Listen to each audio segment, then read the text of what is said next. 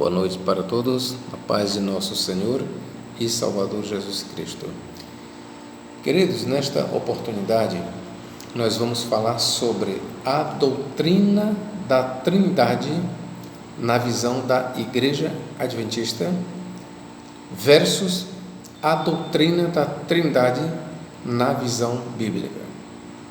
Como professor, exatamente, nós vamos falar da doutrina da Trindade na visão da Igreja Adventista versus a doutrina da Trindade na visão bíblica. Em outras palavras, vamos mostrar a Trindade defendida pela Igreja Adventista e a Trindade defendida pela Bíblia. E vamos ver se a Trindade proposta pela Igreja Adventista realmente tem base bíblica. Vamos lá. Os adventistas do sétimo dia, eles professam a crença na Trindade. Ok. De acordo com eles, a Trindade é constituída de Pai, Filho e Espírito Santo. Correto. Eles dizem que o Pai é Deus, o Filho é Deus e o Espírito Santo é Deus. Correto.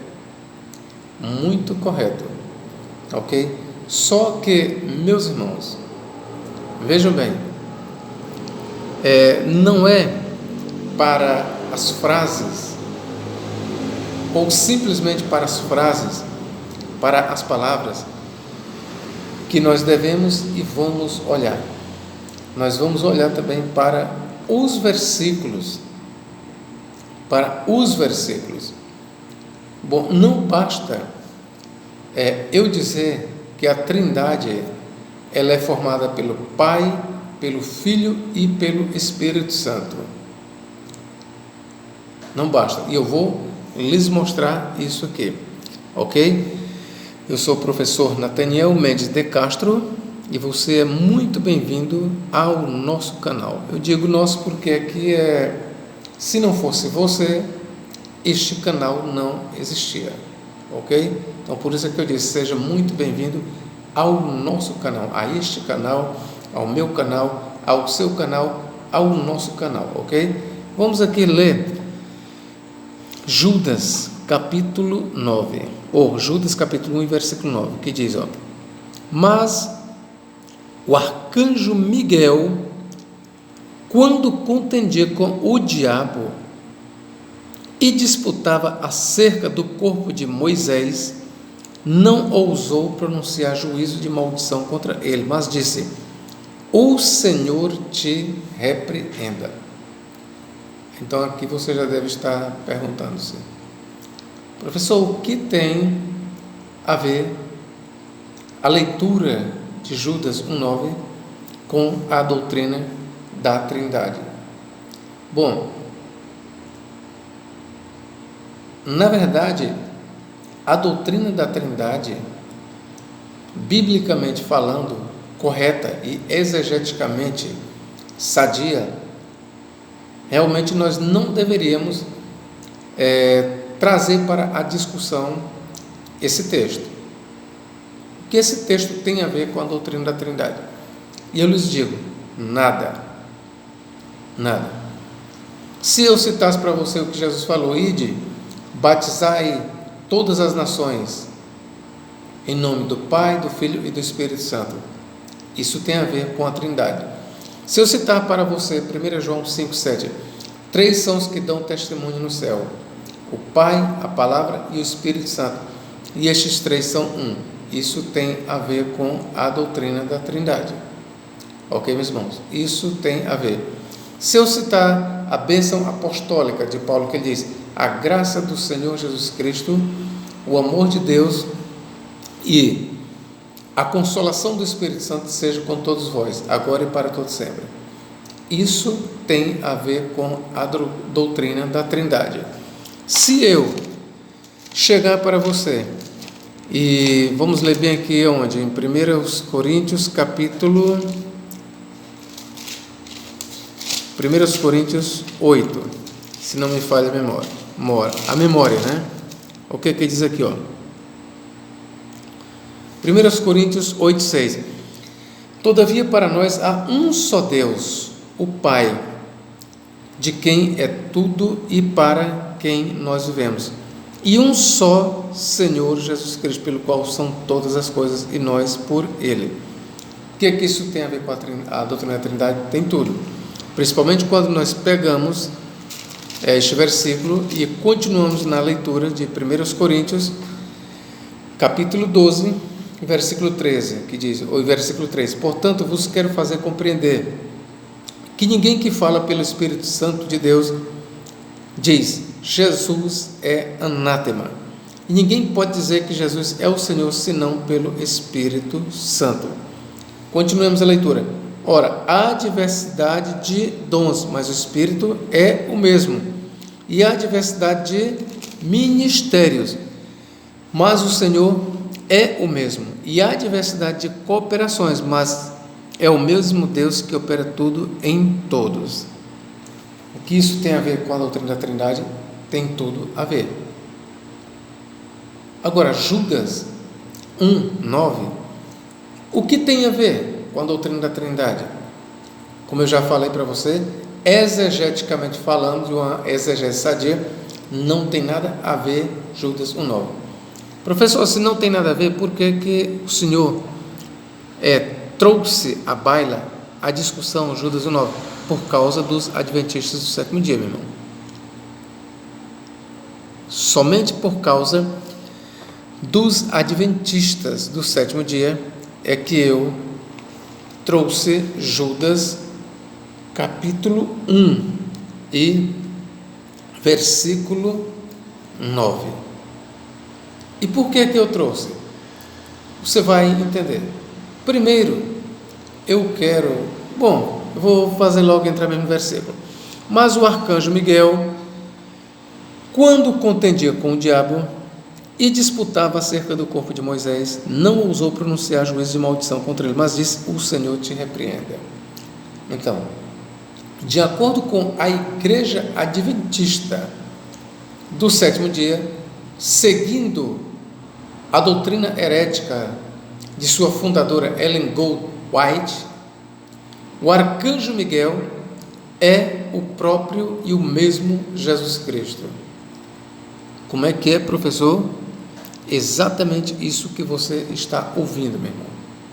De acordo com Ellen Gold White, fundadora do Adventismo, de acordo ainda com a Igreja Adventista, todos os adventistas do sétimo dia são ensinados e receberam o ensino da Ellen Gold White que o arcanjo Miguel é Jesus Cristo.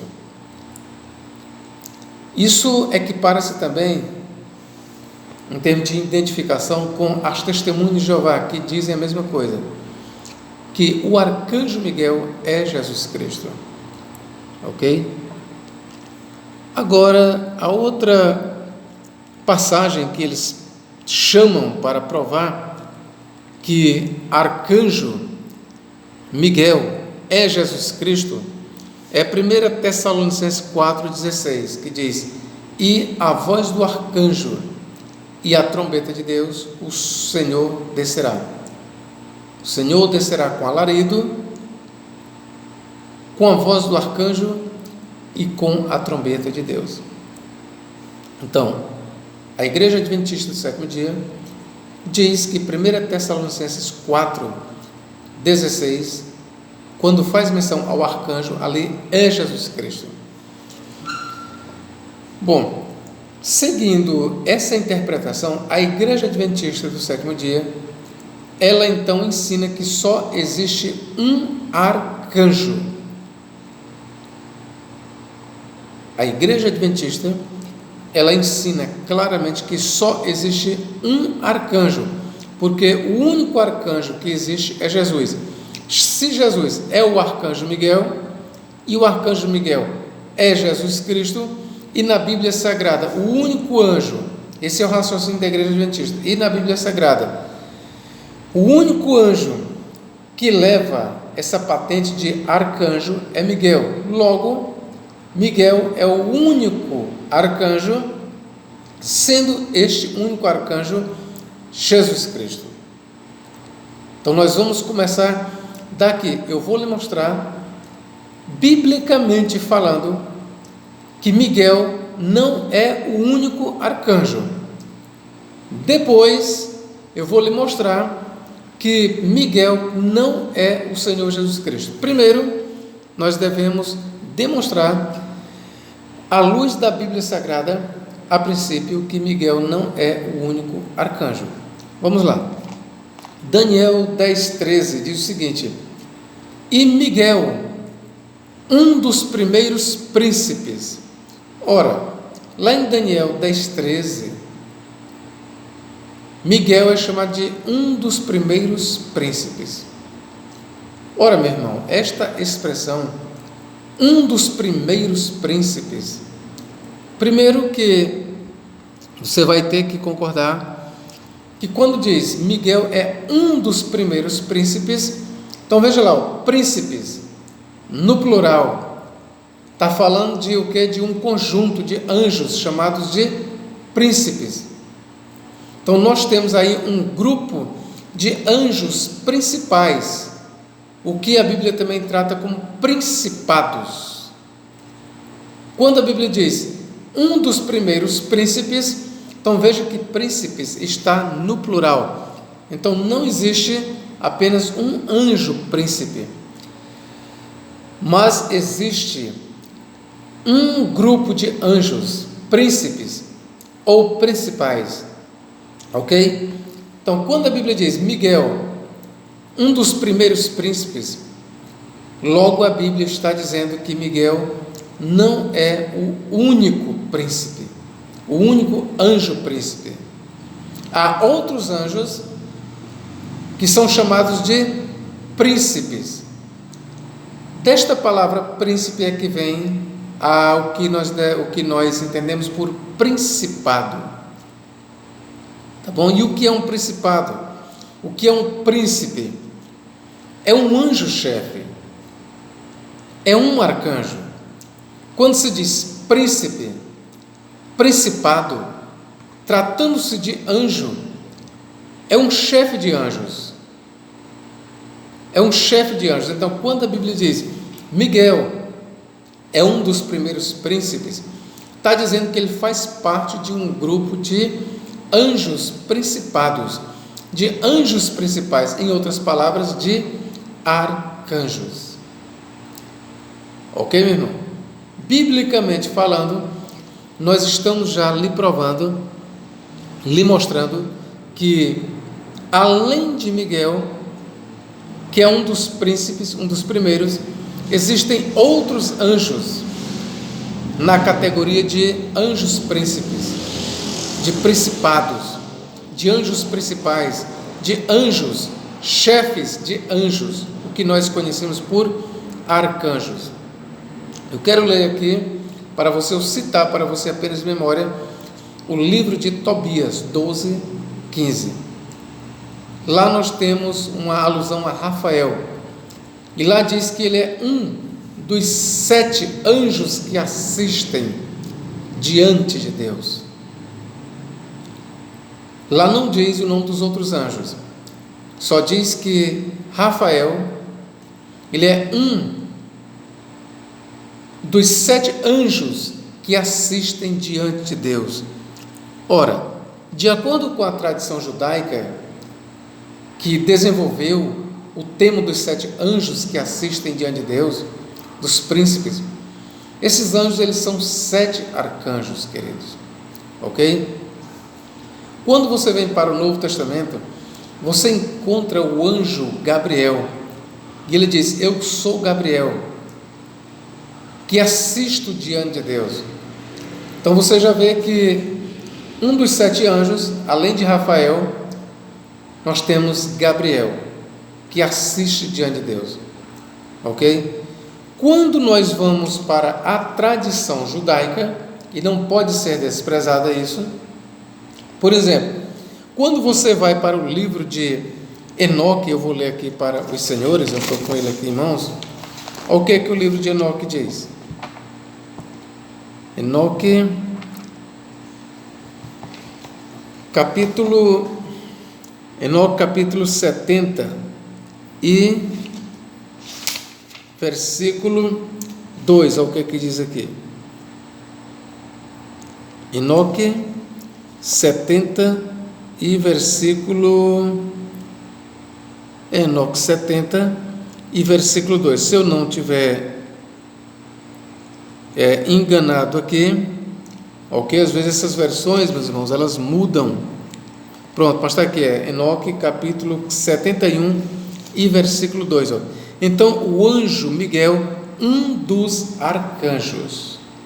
Bom, aqui nós temos, no livro de Enoque, Miguel, ele é chamado de arcanjo, e não só ele, mas diz um dos arcanjos. Vou repetir, então, o anjo Miguel, um dos arcanjos, tomou-me pela mão direita.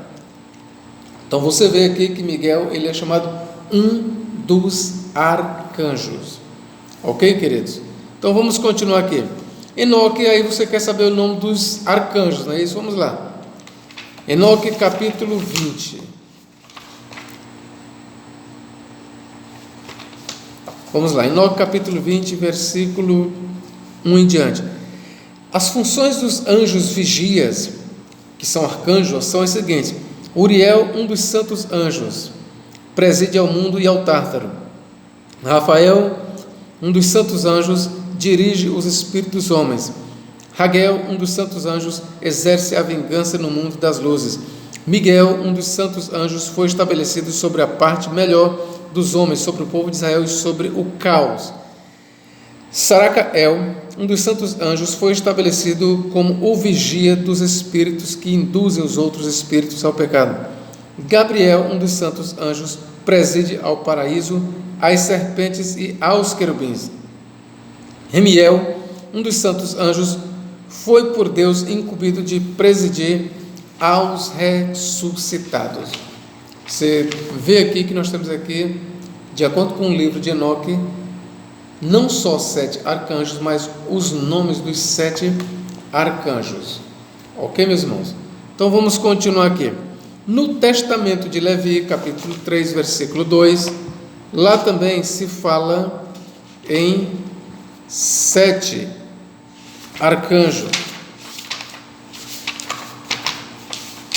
Vamos ver aqui, testamento de Levi.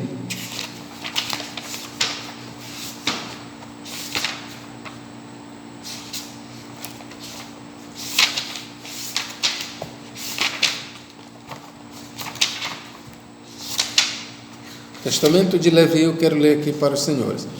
Se você ir para o Testamento de Levi, que faz parte dos 12 patriarcas, aí você vem para os capítulos, você vai ler os capítulos 2 e 3, caso você tenha esta obra, tá bom? Quando você chega no capítulo 3, olha o que ele diz aqui, 3:2. No próximo encontram-se os arcanjos, servidores que intercedem diante do Senhor por todos os erros dos justos. Então veja que no Testamento de Levi fala-se em arcanjos. Aqui eu quero só esclarecer uma coisa para você. Qual é a importância dessas obras apócrifas e pseudepígrafes, obras extras bíblicas? Qual é a importância delas para o estudo bíblico? Muita importância.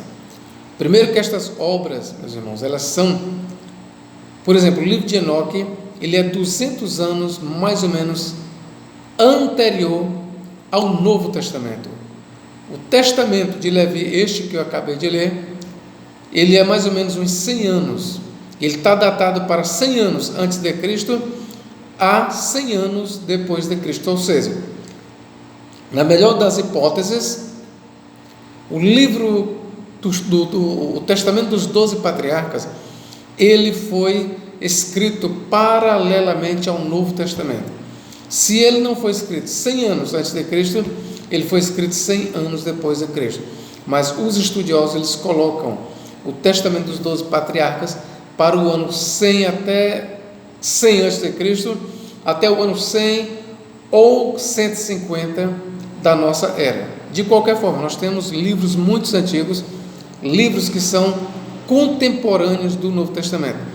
Então, qual é a importância desses livros apócrifos e pseudepígrafos para o estudo da Bíblia?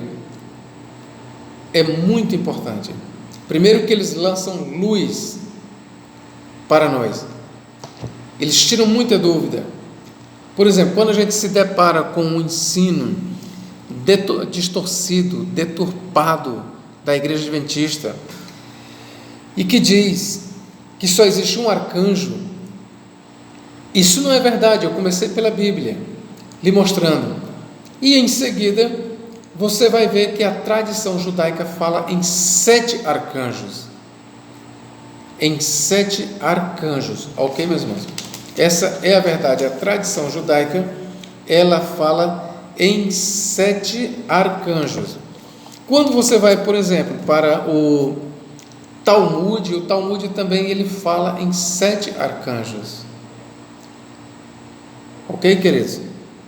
Por exemplo, nós temos ainda em 3º Baruque, capítulos 11 a 13, quando você vai consultar a obra 3º Baruque, capítulos 11 a 13, que foi escrito mais ou menos no 1º século, ou no 2º século, você vê que Miguel, ele é apresentado como um dos arcanjos. Mais do que isso, ele é apresentado como o anjo principal, o chefe de anjos.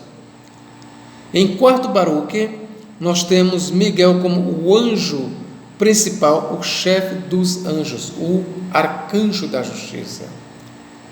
Mas veja que nenhuma destas obras, irmãos, em nenhuma destas obras, Miguel, o arcanjo, ele é associado com o Messias. Em nenhuma destas obras que eu citei, nem no livro de Enoque, nem no Testamento dos 12 Patriarcas, nem no 3º livro de Baruque, nem no 4º livro de Baruque, não, em nenhum desses livros, dessas obras, Miguel, o arcanjo, ele é associado à pessoa do Messias. Ok? Então, dizer que Miguel é Jesus Cristo, primeiro, não tem o apoio das Escrituras, nem do Antigo e nem do Novo Testamento. Segundo, não tem o apoio da tradição judaica. Então, eu já lhe demonstrei aqui, biblicamente falando, que Miguel, ele não pode ser associado ao Senhor Jesus Cristo. Mas talvez você dê ainda um passo na minha direção e diga: professor, é bem verdade que os livros apócrifos, pseudepígrafos do judaísmo apresentam 7 arcanjos, e Miguel é um deles. Mas esses livros, professor, eles não fazem parte da Bíblia. Eu quero ver as provas bíblicas. O Senhor ainda não me convenceu. Eu quero que o Senhor me demonstre biblicamente que Miguel não é Jesus Cristo. Opa, meu irmão, gostei do desafio, e agora eu vou lhe mostrar, eu vou lhe provar que Miguel não é Jesus Cristo. Vamos para Judas, de novo, vamos ler comigo? Judas 1:9. Mas o arcanjo Miguel, lembre-se, de acordo com a Igreja Adventista do 7º dia, Miguel é Jesus. Mas o arcanjo Miguel, quando contendia com o diabo e disputava acerca do corpo de Moisés, não ousou pronunciar juízo de maldição contra ele, mas disse: o Senhor te repreenda. Então vamos lá. De acordo com a Igreja Adventista do 7º dia, o arcanjo Miguel é Jesus Cristo, e o Senhor em questão aqui é quem? É o Deus Pai. Ok? Então vamos contar na interpretação da Igreja Adventista quantos personagens existem. Mas o arcanjo Miguel, 1. Quando contendia com o diabo, 2. E disputava acerca do corpo de Moisés, 3. Não ousou pronunciar juízo de maldição contra ele, mas disse: o Senhor te repreenda. Agora lembre-se, Nós temos aqui Miguel 1, o diabo 2, Moisés 3, o Senhor 4. Sendo que para a igreja adventista, Miguel é Jesus Cristo. Logo, o Senhor aqui invocado por Miguel é o Deus Pai. Agora nós vamos perguntar para Judas. Judas, que escreveu a presente epístola, quem é o Senhor aqui invocado por Miguel? Judas, quem é o Senhor aqui invocado por Miguel? Porque Miguel estava contendendo com o diabo por causa do corpo de Moisés. E veja o que foi que Miguel disse: quando contendia com o diabo e disputava acerca do corpo de Moisés, não ousou pronunciar juízo de maldição contra ele, ou seja, contra o diabo, mas disse: o Senhor te repreenda. Então, quem é o Senhor aqui invocado por Miguel? De acordo com a igreja adventista, Miguel é Jesus Cristo. Logo, o Senhor aqui invocado é o Deus Pai, é o Pai. Mas e Judas? Para Judas, quem é o Senhor? Aqui, vamos lá. Judas capítulo 1, meus irmãos. Judas capítulo 1. Vamos ver o que diz aqui. Judas capítulo 1 e versículo 4. Porque se introduziram alguns que já antes estavam escritos para este mesmo juízo, homens ímpios, que convertem em dissolução a graça de Deus e negam a Deus, ouçam bem, único dominador e Senhor nosso Cristo, e Senhor nosso Jesus Cristo. Vou repetir aqui, que convertem em dissolução a graça de Deus e negam a Deus, único dominador e Senhor nosso Jesus Cristo. Vamos lá, o que é que Judas está dizendo aqui? Eu quero que vocês ajudem comigo. Para Judas, quem é o Senhor em questão aqui? Quem é o Senhor aqui que Judas faz menção? É Jesus Cristo. Ele diz, e Senhor nosso Jesus Cristo. Veja que Judas, como é que ele trata Jesus, homens ímpios que convertem em dissolução a graça de Deus, vírgula, e negam a Deus, vírgula, único dominador. Quem é o único dominador? Deus. Mas vamos lá. E negam o único dominador e Senhor nosso Jesus Cristo. Então veja que Judas aqui ele qualifica Jesus Cristo como Deus, como único dominador, e ainda diz que Jesus é o nosso Senhor. Então eu pergunto, em Judas 1,4, quem é o Senhor aqui? É Jesus. Então vamos prosseguir. 5. Mas quero lembrar-vos como a quem já uma vez soube isto, que havendo o Senhor salvo um povo, tirando da terra do Egito, destruiu depois os que não creram. Quem é o Senhor no versículo 4? É Jesus. Logo, o Senhor aqui no versículo 5, que não dá um minuto de leitura do versículo 4 para o 5. Ora, se o Senhor no versículo 4 é Jesus, o Senhor aqui no versículo 5 é quem? Jesus. Ok, meus irmãos? Vamos aqui para o versículo 9 então, né? Mas o arcanjo Miguel, quando contendia com o diabo e disputava acerca do corpo de Moisés, não ousou pronunciar juízo de maldição contra ele, mas disse: o Senhor te repreenda. Se nos versículos 4 e 5 de Judas, o Senhor mencionado nos versículos 4 e 5 de Judas é Jesus, logo a conclusão óbvia é que o Senhor mencionado aqui em Judas 9 é o mesmo Senhor mencionado nos versículos 4 e 5. Em outras palavras, é Jesus. E aqui é onde nós vamos decifrar o código, meus irmãos. Se o Senhor citado no versículo 4 é o mesmo Senhor citado no versículo 5, logo o Senhor citado aqui no versículo 9 é o mesmo Senhor dos versículos 4 e 5. Sendo o mesmo, e nós já sabemos que é Jesus, você sabe qual é a conclusão? É que o arcanjo Miguel não é Jesus. Por quê? Porque aqui no versículo 9, Miguel é claramente distinto do Senhor. Vou ler mais uma vez. Mas o arcanjo Miguel, um personagem, quando contendia com o diabo, 2 personagens, segundo personagem, e disputava acerca do corpo de Moisés, 3 personagens, o terceiro personagem, não ousou pronunciar juízo de maldição contra ele, ou seja, contra o diabo, mas disse: o Senhor te repreenda. Veja que Miguel, que os adventistas dizem que é Jesus, ele não teve autoridade para repreender o diabo. Ele não teve autoridade.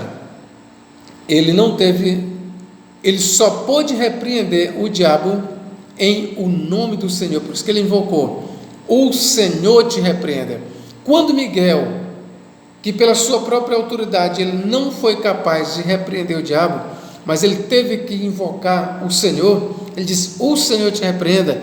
Nós vemos logo aí uma distinção entre Miguel e o Senhor. E quando você vê Judas, capítulo 1, versículo 4 e 5, e você identifica o Senhor aí com Jesus, logo o Senhor aqui no versículo 9 é Jesus. Se é verdade, isso é verdade, que o Senhor em Judas 4, Judas 5 e Judas 9 é Jesus, então Miguel não pode ser Jesus. Está derribada a tese falaciosa da Igreja Adventista do Sétimo Dia de que Miguel é o Senhor Jesus. Está derribada.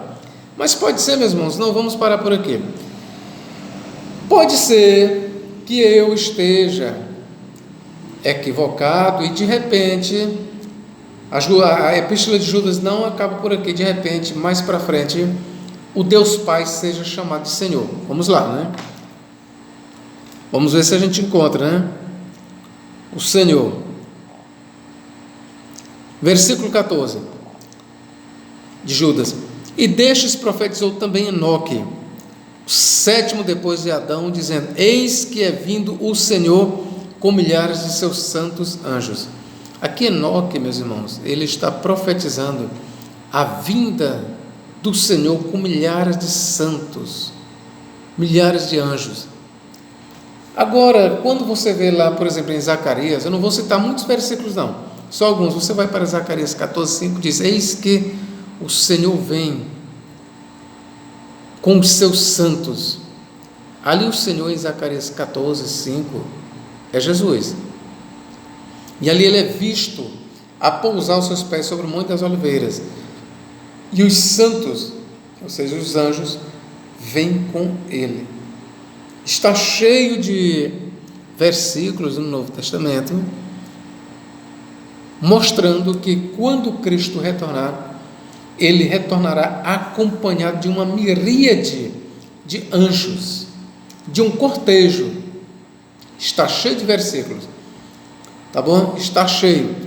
Então, o que nós temos aqui é Enoque profetizando a vinda do Senhor Jesus, ladeado de anjos. Então, o Senhor em questão aqui, quando diz: eis que é vindo o Senhor com milhares de seus santos, os santos aqui são anjos, e o Senhor em questão aqui é Jesus Cristo.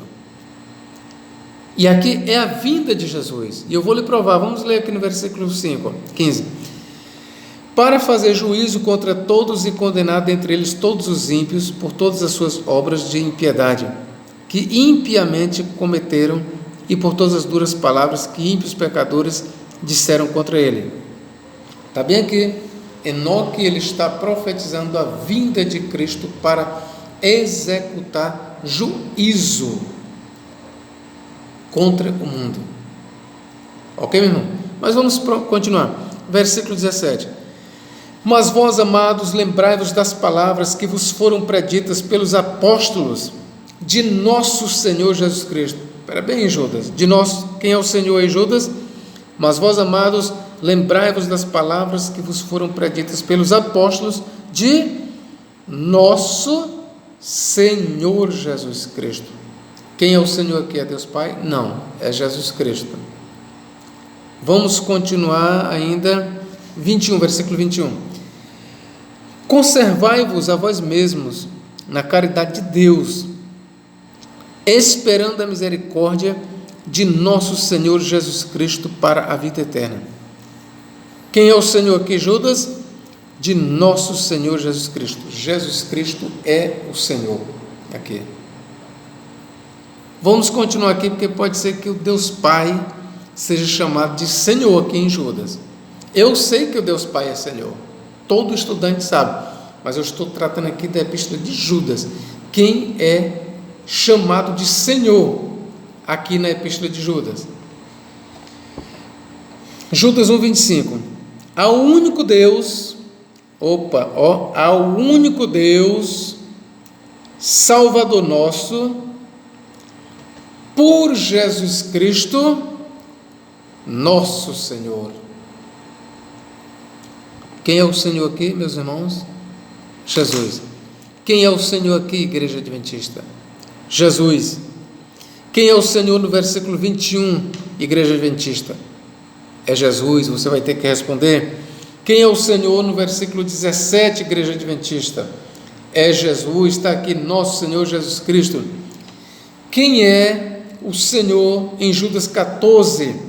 É Jesus Cristo, que é visto vindo com milhares de santos anjos. Quem é o Senhor no versículo 4? E Senhor nosso Jesus Cristo. É Jesus. Quem é o Senhor em Judas, versículo 5? É Jesus, o Senhor que salvou um povo tirando do Egito. Logo, o Senhor em Judas 9 não pode ser o Pai. É Jesus Cristo. Ok, meus irmãos? É Jesus Cristo. Bom, com isso, eu estou refutando a heterodoxa doutrina da Trindade da Igreja Adventista do Sétimo Dia. A